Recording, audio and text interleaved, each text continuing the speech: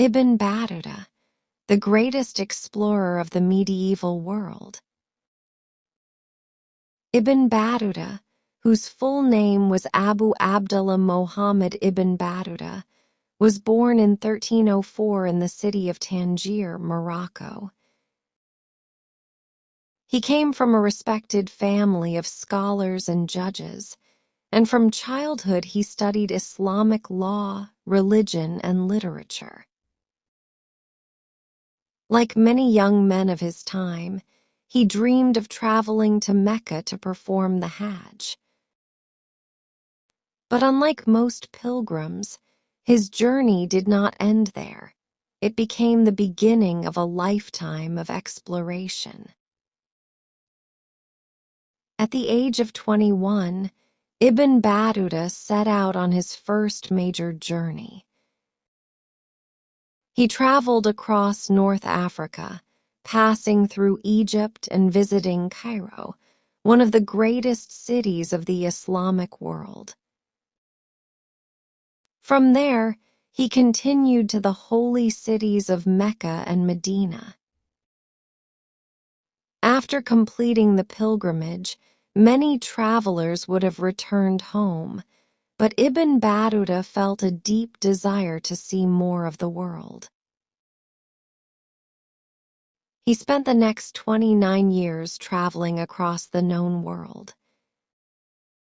His journeys took him through more than 40 modern countries, covering a distance of around 120,000 kilometers. This was an extraordinary achievement, especially considering the dangers of travel in the 14th century, where there were no airplanes, trains, or modern ships.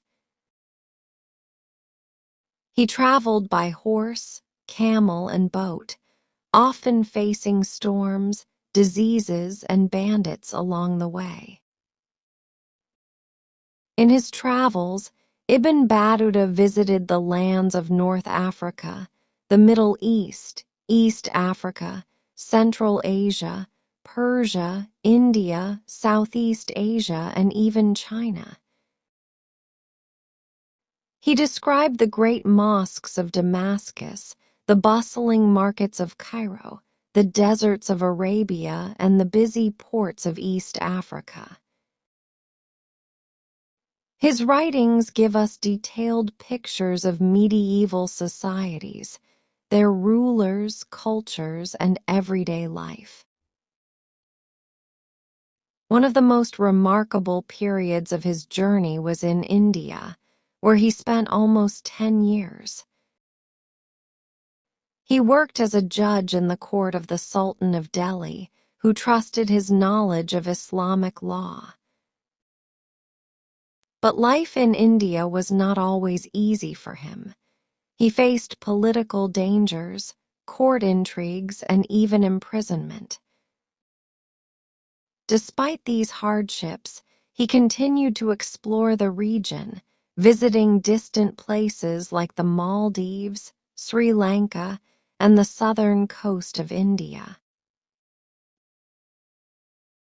Later, Ibn Battuta traveled further east to China.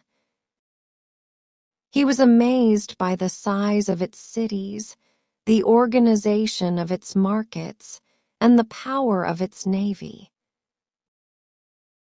He noted the wealth of the Chinese Empire, the beauty of its architecture, and the advanced technologies he had never seen before. His descriptions remain some of the earliest and most valuable accounts of China written by a Muslim traveler. After nearly 3 decades of adventure, Ibn Battuta finally returned to Morocco in 1354. By then, he had seen more of the world than any other traveler of his time. The Sultan of Morocco ordered him to share his experiences, and a scholar named Ibn Juz'i wrote them down in a book called Rihla, meaning the journey. This book is one of the most important travel accounts in world history. The Rihla not only describes geography and landmarks, but also offers insights into the cultures, traditions, and challenges of the 14th century. Ibn Battuta wrote about the kindness of strangers, the generosity of rulers, but also the dangers of war, hunger, and disease. His story shows the richness and diversity of the medieval world and how connected distant regions were through trade, religion, and human curiosity. Today, more than 700 years later, Ibn Battuta is remembered as one of the greatest explorers in human history. His journeys were longer and more adventurous than those of Marco Polo. He proved that with courage, curiosity, and determination, a single person could see the world and leave behind a legacy that continues to inspire generations.